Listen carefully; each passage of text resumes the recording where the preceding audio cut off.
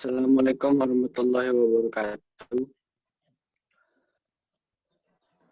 Di sini kami dari kelompok 4 yang terdiri dari saya sendiri, Muhammad Farzulaika, Syarif Hidayat, Zaini Nurmayanti. Di sini kami ingin mempresentasikan materi perkuliahan kami, yaitu dari bab 1 sampai dengan bab 17. Yang pertama, materi akan disampaikan oleh saya sendiri dari bab 1.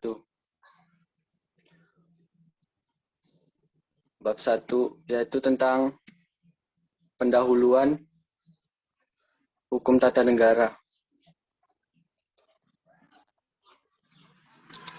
Pengertian, istilah, serta definisi HTN. Pengertian. HTN adalah seperangkat peraturan mengenai struktur pemerintah negara, yakni peraturan-peraturan mengenai bentuk dan susunan negara, alat-alat perlengkapan negara itu. Istilah. Istilah HTN atau Star Trek terkandung dua pengertian, yaitu HTN dalam arti sempit dan HTN dalam arti luas. HTN dalam arti luas termasuk di dalamnya HAN, sedangkan dalam arti sempit adalah HTN itu sendiri. Definisi. HTN dapat dibedakan HTN umum dan HTN positif. HTN umum membahas asas-asas prinsip yang berlaku umum, sedangkan positif hanya membahas HTN yang berlaku di suatu tempat dan waktu tertentu.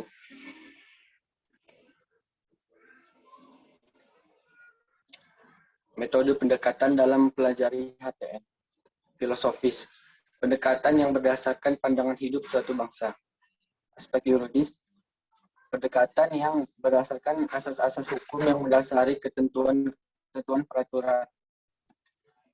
Pendekatan politis, pendekatan kemasyarakatan khususnya politis, artinya ketentuan peraturan yang berlaku hakikatnya merupakan hasil dari keputusan politis.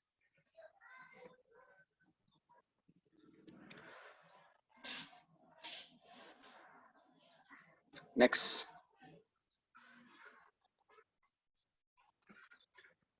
Hubungan HTN dengan ilmu lainnya.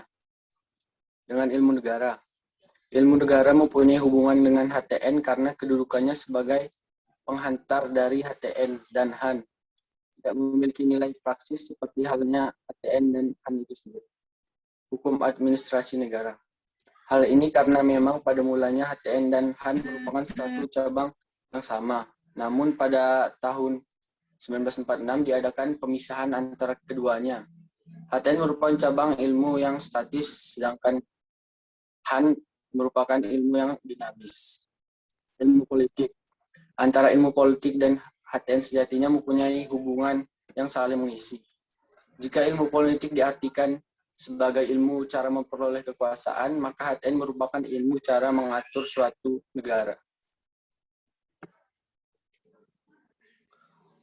Bab 2. Sumber-sumber hukum tata negara Indonesia. Istilah dan sumber hukum HTN. Istilah. Istilah sumber hukum dapat dilihat dari segi historis, sosiologis, filosofis, dan ilmu hukum. Sumber hukum. Sumber hukum HTN dibagi menjadi dua, yaitu sumber hukum material yang bersih suatu ketentuan yang berlaku umum dan bagi bangsa Indonesia tak lain adalah Pancasila. Kemudian sumber hukum HTN formal dengan mengutamakan bentuk formalnya. Sumber hukum norma haruslah mempunyai bentuk hukum tertentu yang mengikat secara umum.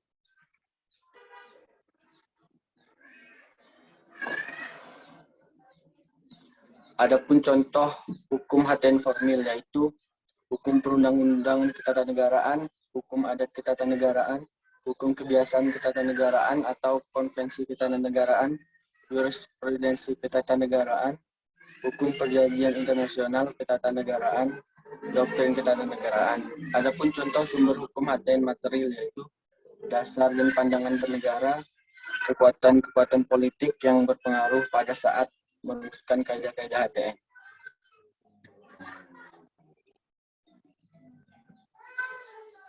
Bab 3. Konstitusi. Istilah dan pengertian konstitusi. Istilah. Pada masa Kekaisaran Romawi, istilah konstitusi digunakan untuk menyebut type of legislation by emperor, Dalam bahasa Indonesia, istilah konstitusi mempunyai dua makna, yaitu ketentuan dan aturan tentang ketatanegaraan dan undang-undang suatu negara. Pengertian. James Bryce dari sudut pandang politik mendefinisikan konstitusi sebagai kerangka politik yang terorganisir berdasarkan hukum mencakup di dalamnya kelembagaan negara dengan fungsi dan hak-hak yang jelas.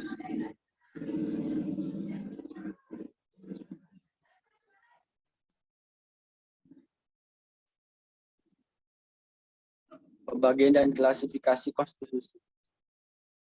K.C. Weir mendefinisikan konstitusi ke dalam 6 klasifikasi sebagai berikut.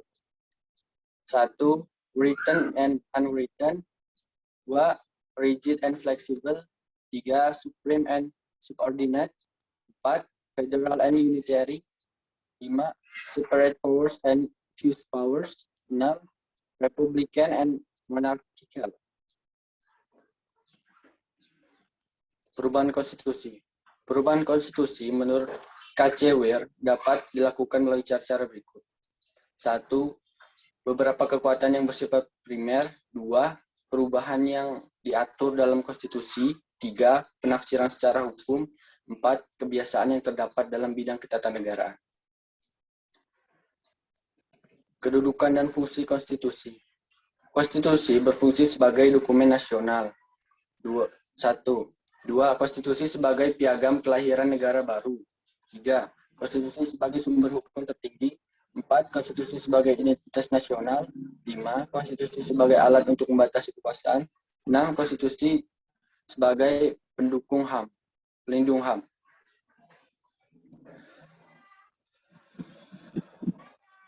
Bab 4. Sejarah ketatanegaraan Indonesia.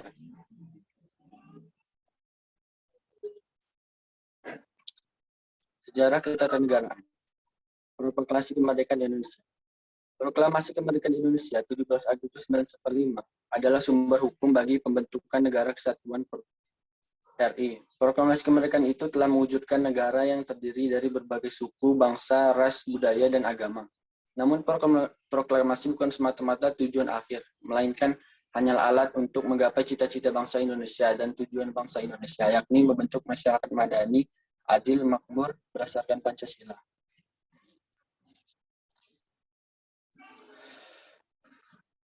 Sejarah ketatanegaraan Indonesia dan arti pentingnya. 1. Periode 17 Agustus 1945 sampai 2 Desember 1945, yaitu menggunakan Undang-Undang 1945. Yang kedua yaitu periode 27 Agustus 1949 sampai 17 Agustus 1950, itu menggunakan Konstitusi RIS. 17 Agustus 1950 sampai 5 Juli 1959, menggunakan Undang-Undang Dasar sementara. 5 Juli 1959 sampai 11 Maret 1966 Orde Lama.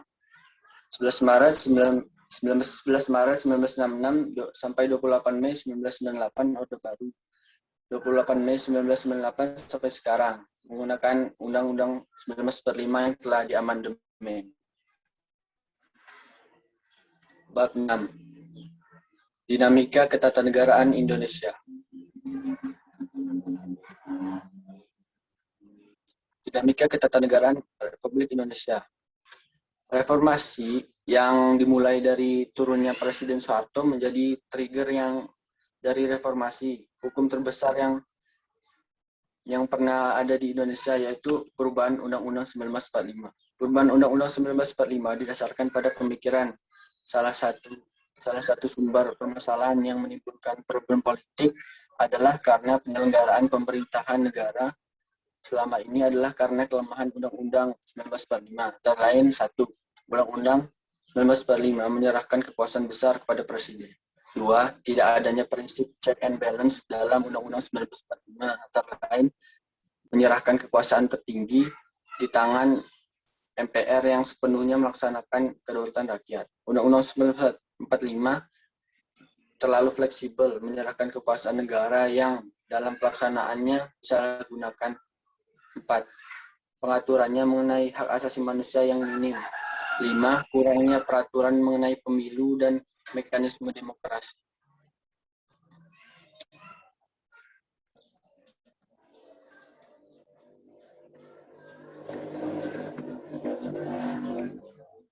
Next. Amandemen Undang-Undang 1945. Dalam memperbaiki kekurangan Undang-Undang 1945, MPR melakukan 4 kali rapat dalam rentang waktu 1999 sampai 2002 yang menghasilkan sebagai berikut. Sidang pertama 1999 melakukan perubahan terhadap 9 pasal, yaitu pasal 5 ayat 1, pasal 7, pasal 9, pasal 13 ayat 2, pasal 14, pasal 15, pasal 17 ayat 2 dan 3, pasal 20 dan pasal 21. Sidang kedua terhadap UUD 1945 dilakukan pada substansi yang meliputi pemerintahan daerah, wilayah negara, warga negara dan penduduk, HAM, pertahanan, keamanan negara, bendera, bahasa, lambang negara, dan lagu kebangsaan Indonesia, serta DPR khususnya tentang anggota, fungsi, hak maupun cara pengisiannya.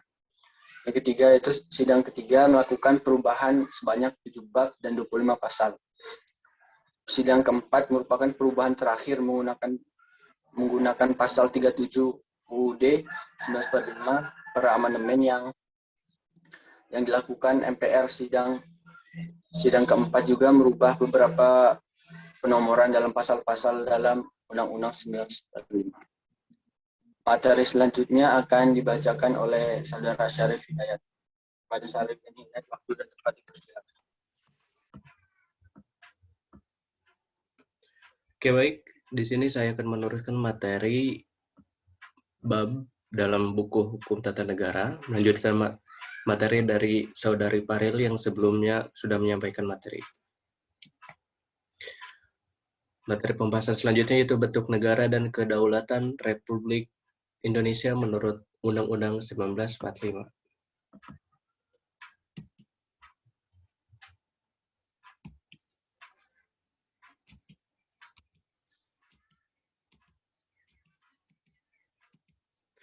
Kedaulatan. Kedaulatan merupakan bahasa Latinnya yaitu supremus. Bahasa Inggrisnya sovereign, bahasa Italianya disebut sovranità yang berarti tertinggi. Kedaulatan juga dalam bahasa Arab disebut daulah. Daulat yang artinya kekuasaan. Kedaulatan dari berbagai bahasa itu dapat diartikan sebagai wewenang satu kesatuan politik. Konsep kedaulatan dalam alam pikir modern pertama kali dikemukakan oleh Jean Bodin. Selanjutnya, konsep ini terus berkembang dan tercatat beberapa nama penting disinggung setiap kali berbicara tentang kedaulatan, yaitu Thomas Hobbes, George Jellings, John Locke, dan Jean-Jacques Rousseau. Konsep tersebut dikembangkan sebagai reaksi atas kekuasaan yang terlalu besar dari kaum penguasa negara dan gereja, khusus pada pertengahan di Eropa.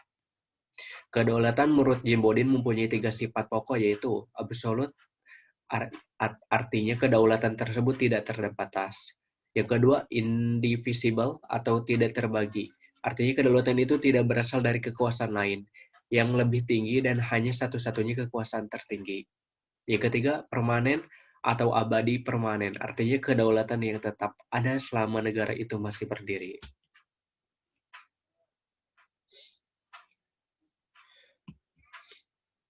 Bentuk negara. Bentuk negara menyatakan susunan atau organisasi negara secara keseluruhan mengenai struktur negara yang meliputi segenap unsur-unsurnya, yaitu daerah, bangsa, dan pemerintahannya.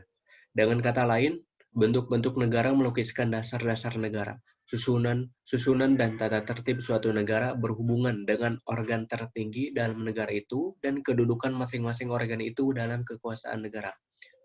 Apabila dikaitkan dengan ketentuan dalam pasal Undang-Undang 1945, maka terdapat dalam pasal berikut ini. 1. Pasal 1 ayat 1 yang menyatakan negara Indonesia adalah kesatuan yang berbentuk republik dan bukan kerajaan. 2. Pasal 6 dan pasal 6 ayat 2 yang menyatakan presiden dan wakil presiden dipilih oleh rakyat dan tidak turun-temurun. Yang ketiga, pasal 7 yang menyatakan presiden dan wakil presiden memegang jabatan selama 5 tahun. Dengan demikian, jelaslah dari pasal tersebut, tersirat sebuah makna bahwa bentuk negara Indonesia adalah republik, sedangkan susunan negaranya adalah kesatuan.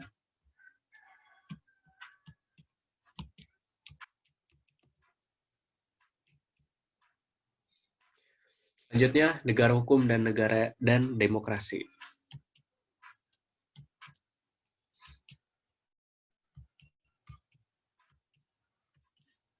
Arti negara hukum.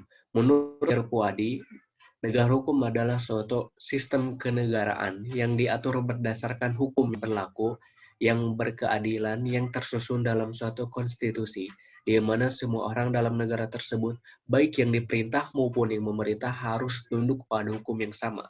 Sehingga setiap orang yang sama diperlakukan sama, dan setiap orang yang berbeda diperlakukan berbeda dengan pembedaan yang rasional, tanpa memandang perbedaan warna kulit, ras, gender, agama, daerah, dan kepercayaan. Dan kewenangan pemerintah dibatasi berdasarkan undang-undang yang berlaku. Sedangkan Crabb menyatakan bahwa yang dimaksud dengan negara hukum adalah negara sebagai pencipta dan penegak hukum di dalam segala kegiatannya harus tunduk pada hukum yang berlaku. Dalam arti ini, hukum membawakan negara. Berdasarkan pengertian hukum itu, bersumber dari kesadaran hukum rakyat, maka hukum mempunyai wibawa yang tidak berkaitan dengan seseorang atau impersonal. Unsur-unsur negara hukum. Unsur-unsur negara hukum memuat beberapa poin. Yang pertama, unsur-unsur negara hukum harus adanya jaminan HAM atau hak asasi manusia. Yang kedua, adanya pemisahan atau pembagian kekuasaan. Yang ketiga, asas legalitas atau hukum sebagai pusat kekuasaan tertinggi atau supremasi hukum. Yang keempat, asas legalitas atau hukum sebagai pusat kekuasaan tertinggi. Dan yang kelima, yang harus ada dalam negara hukum yaitu asas legalitas atau pusat kekuasaan tertinggi itu pada hukum itu sendiri. Selanjutnya, tipologi negara hukum. Istilah negara hukum sendiri dalam sejarahnya terbagi menjadi dua, yaitu Rechtsstaat dan Rule of the Law. Yang pertama, konsep Rechtsstaat merupakan populer di Eropa sejak abad ke-15 dan lahir dari suatu perjuangan menentang absolutisme sehingga bersifat revolusioner atau sifatnya sangat berkembang dengan pesat. Konsep Rechtsstaat ini bertumpu atas sistem hukum kontinental yang disebut dengan civil law atau modern Roman law. Karakteristik civil law adalah administratif. Yang kedua, rule of law. Konsep rule of law mulai populer sejak terbitnya sebuah buku yang ditulis oleh A.I. Avidici pada tahun 1885 dengan judul Introduction to Study of the Law of the Constitution. Konsep rule of the law lahir dan berkembang secara revolusioner. Rule of the law lebih bertumpu pada sistem hukum common law. Karakteristiknya, common law adalah judicial.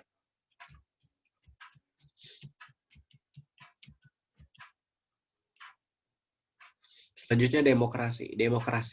Demokrasi yang menurut asal katanya berasal dari kata rakyat ya, dan berkuasa atau government by people yang berasal dari kata demos berarti rakyat dan kratos atau kratien berarti kekuasaan atau berkuasa, sehingga dapat diartikan kata demokrasi berarti suatu pemerintahan oleh rakyat.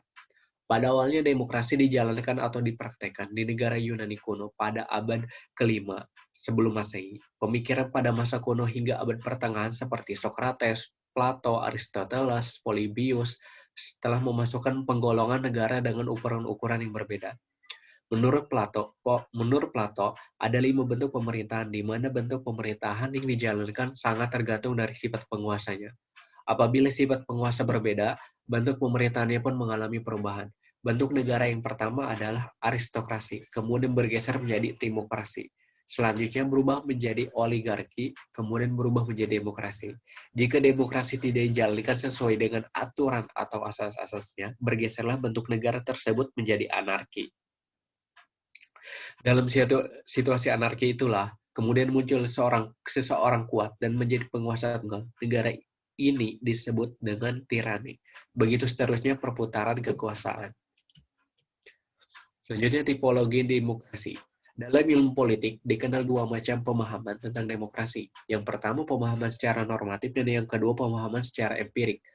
Untuk pemahaman yang terakhir ini disebut juga sebagai procedural demokrasi. Dalam pemahaman secara normatif, demokrasi merupakan sesuatu yang secara ideologi hendak dilakukan atau diselenggarakan oleh sebuah negara, seperti misalnya, kita mengenal ungkapan pemerintahan dari rakyat, oleh rakyat, dan untuk rakyat. Ungkapan normatif tersebut biasanya diterjemahkan dalam konstitusi pada masing-masing negara. Misalnya dalam Undang-Undang 1945 dinyatakan, kedaulatan adalah di tangan rakyat dan dilaksanakan menurut undang-undang. Namun, dalam prakteknya, ada bermacam-macam istilah demokrasi. Ada yang dinamakan demokrasi konstitusional, demokrasi parlementer, demokrasi terpimpin, demokrasi Pancasila, demokrasi rakyat, demokrasi Soviet, demokrasi nasional, dan sebagainya. Semua konsep ini memakai istilah demokrasi sebagai acuan penyelenggaraan pemerintahannya, meskipun dalam prakteknya tidak sama. Berdasarkan uraian tersebut di atas, maka ada dua kelompok aliran yang paling penting tentang demokrasi, yaitu demokrasi konstitusional di satu sisi, dan satu kelompok yang lain menyebutnya sebagai demokrasi atau komunisme. Dikatakan sebagai demokrasi konstitusional apabila pelaksanaan demokrasi dalam suatu negara menghormati dan melaksanakan keberadaan hukum yang ada. Sedangkan dikatakan sebagai demokrasi komunisme apabila pelaksanaan demokrasi lebih menitik beratkan kepada pelaksanaan sosialisme sebagai ajaran dasar dalam negara komunis. Selanjutnya bab 10, kelembagaan negara. Lembaga tinggi negara sebelum Undang-Undang Dasar 45 sebelum diamandemen. Lembaga tinggi negara sebelum Undang-Undang Dasar 1945 diamandemen dalam susunan ketatanegaraan Republik Indonesia pernah dikenal istilah lembaga negara tertinggi negara dan lembaga tinggi negara. Yang dimaksud lembaga tertinggi negara dan lembaga tinggi negara menurut Undang-Undang Dasar 1945, lembaga yang disebut sebagai lembaga tertinggi negara dan lembaga tinggi negara dalam Undang-Undang 1945 sebelum amandemen adalah yang pertama, Majelis Permusyawaratan Rakyat atau MPR, yang kedua Presiden, yang ketiga Dewan Pertimbangan Agung atau DPA, yang keempat Dewan Perwakilan Rakyat atau DPR, yang kelima Badan Pemeriksaan Keuangan atau BPK, yang keenam Mahkamah Agung atau EMA. Dari keenam lembaga negara tersebut, MPR merupakan lembaga tertinggi negara. Selanjutnya, MPR mendistribusikan kekuasaannya kepada 5 lembaga yang lain yang kedudukannya sejajar. Sebagai lembaga tinggi negara, susunan ketatanegaraan RI pada waktu itu yang berperan sebagai lembaga legislatif adalah MPR dan DPR. Selanjutnya, setelah amandemen Undang-Undang Dasar 1945 tidak ada lagi sebutan lembaga tinggi negara. Yang ada, namun untuk memudahkan pengertian organ konstitusi pada lapis pertama dan dapat disebut sebagai lembaga tinggi negara, yaitu yang pertama Presiden dan Wakil Presiden, yang kedua Dewan Perwakilan Rakyat, yang ketiga Dewan Perwakilan Daerah, yang keempat Majelis Permusyawaratan Rakyat, yang kelima Mahkamah Konstitusi, yang keenam Mahkamah Agung, yang ketujuh Badan Pemeriksaan Keuangan. Organ lapis kedua dapat disebut lembaga negara saja dan yang ada yang mendapatkan kewenangannya dari Undang-Undang Dasar, dan ada pula mendapatkan kewenangannya dari undang-undang yang disebut lembaga-lembaga negara sebagai organ konstitusi lapis kedua. Organ konstitusi lapis kedua yaitu diantaranya Menteri Negara, Tentara Nasional Indonesia, Kepolisian Negara, Komisi Yudisial, yang kelima Komisi Pemilihan Umum, yang keenam Bank Sentral. Dari keenam lembaga tersebut, secara tegas ditentukan nama dan kewenangannya dalam Undang-Undang Dasar 1945. Adalah Menteri Negara, Tentara Nasional Indonesia, Kepolisian Negara, dan Komisi Yudisial. Komisi Pemilihan Umum hanya disebutkan kewenangan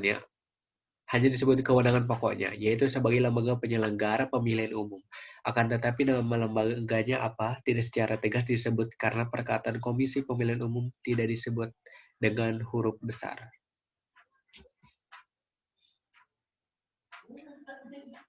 Yang terakhir, bab 11, pemerintahan daerah. Pengertian desentralisasi, dekonsentrasi, dan Medebin.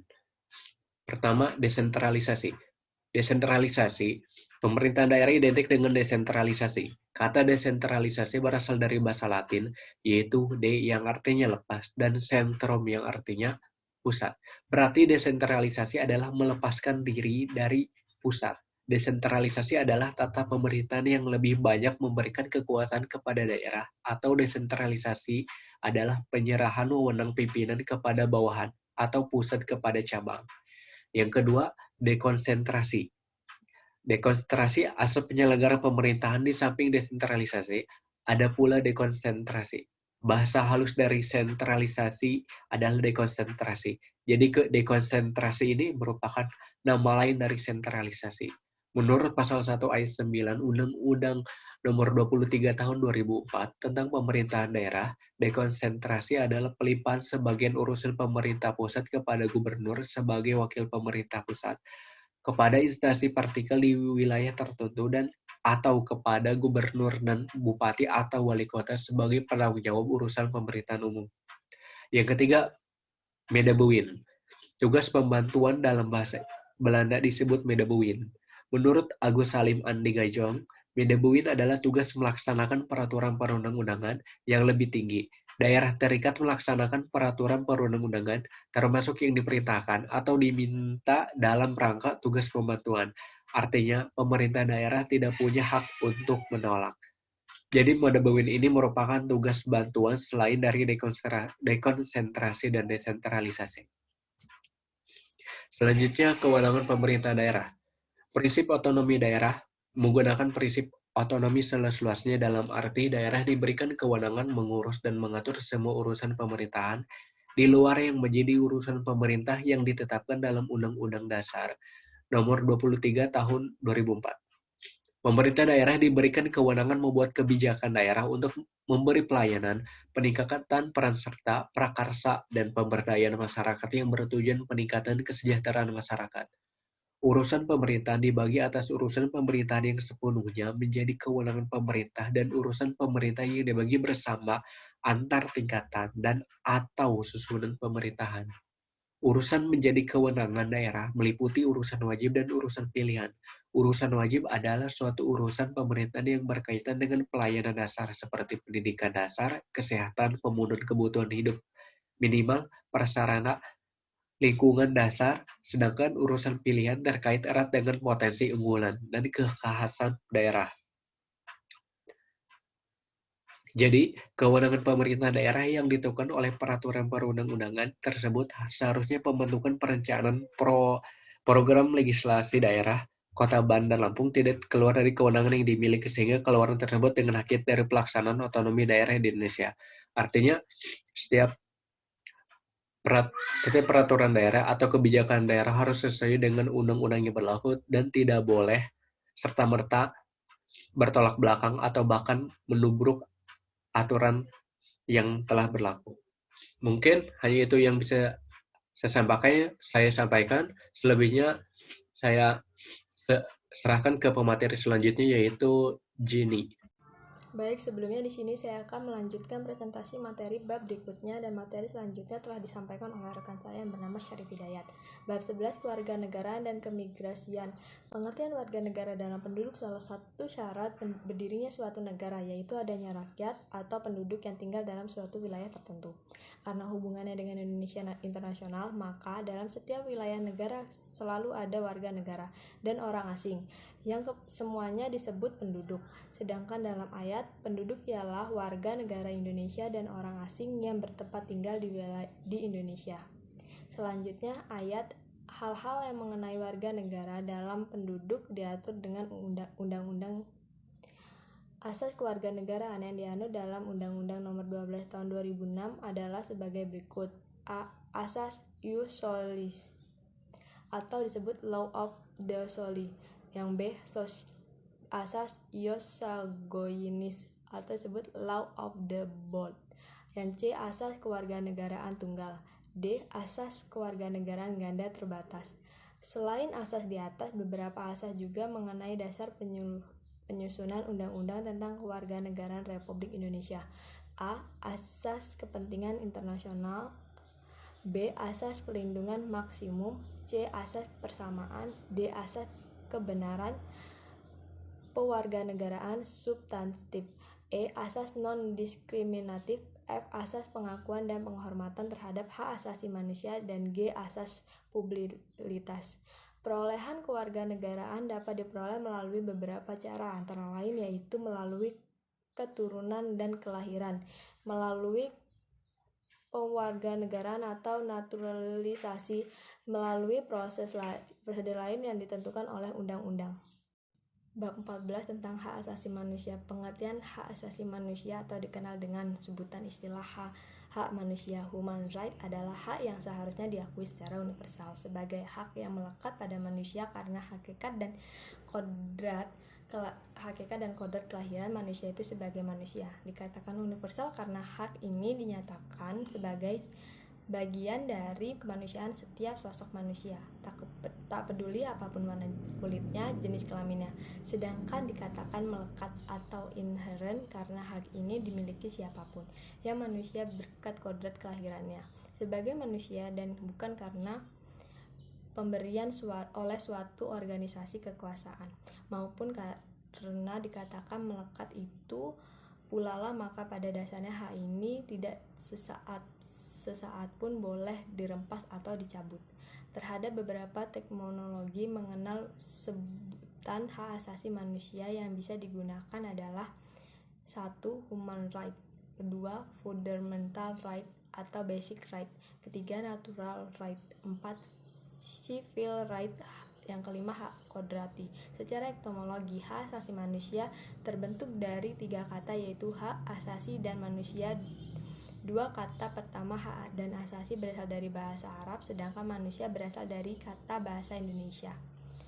Kata hakaka dapat diartikan sebagai kewenangan atau kewajiban untuk melakukan sesuatu atau tidak melakukan sesuatu.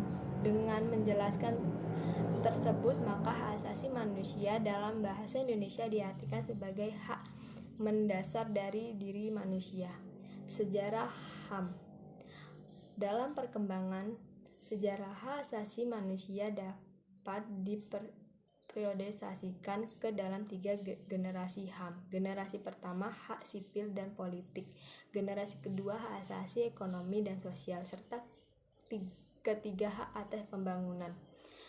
Pengadilan HAM. Yang pertama Pengadilan HAM Internasional yang terdiri dari Mahkamah Internasional ad hoc, dan yang B mahkamah yang bersifat permanen. Mahkamah ini dibentuk sebagai pelengkap dari Mahkamah Pidana Internasional. Yang kedua Pengadilan HAM Indonesia terdapat dalam konsideran menimbang butir A sampai D Undang-Undang Nomor 26 Tahun 2000 tentang Pengadilan HAM, bahwa HAM merupakan hak dari melekat secara kodrati, bersifat universal, harus dilindungi, dihormati, dipertahankan, dan tidak boleh diabaikan, dikurangi, atau dihempas oleh siapapun.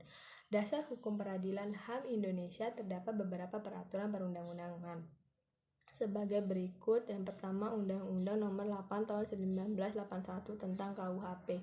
Yang kedua Undang-Undang Nomor 14 Tahun 1970 JU, Undang-Undang Nomor 35 Tahun 1999 JU. Yang kedua Undang-Undang Nomor 48 Tahun 2009 tentang kekuasaan kehakiman. Yang ketiga Undang-Undang Nomor 2 Tahun 1986 JU, Undang-Undang Nomor 8 Tahun 2004 tentang Pengadilan Umum. Nomor 4 Undang-Undang Nomor 39 Tahun 1999 tentang HAM. Yang kelima Undang-Undang Nomor 6 Tahun 2000 tentang Pengadilan HAM. Tingkatan proses peradilan: A. Pengadilan HAM tingkat, B. Pengadilan HAM tingkat banding, yang C. Pengadilan HAM tingkat ekasif, yang F. Komnas HAM. Komisi Nasional HAM Komnas HAM merupakan suatu badan yang mengenai persoalan-persoalan hak asasi manusia dalam rangka mengajukan dan melindungi hak asasi manusia. Bab selanjutnya bab 15 tentang lembaga perwakilan. Lembaga perwakilan menurut Undang-Undang Dasar tahun 1945, lembaga perwakilan rakyat yang ada di Indonesia adalah yang pertama MPR, yang terdiri atas anggota DPR dan anggota DPD yang dipilih melalui pemilu. Yang kedua anggota DPR terdiri atas anggota partai politik peserta pemilu yang dipilih berdasarkan hasil pemilihan umum yang berkedudukan sebagai lembaga negara. Yang ketiga DPRD terdiri atas anggota partai politik serta pemilu yang dipilih melalui pemilihan umum yang kedudukannya sejajar dan menjadi mitra dari pemerintah daerah Anggota DPR dan DPRD sebagai wakil rakyat mempunyai 3 fungsi dalam melaksanaan tugasnya, yaitu fungsi legislatif, fungsi anggaran, dan fungsi pengawasan. Fungsi tersebut merupakan fungsi yang dimiliki lembaga legislatif sebagai lembaga perwakilan. Partai politik masyarakat dapat menyalurkan aspirasinya melalui partai politik karena partai politik merupakan berhubungan antara masyarakat dengan penguasa.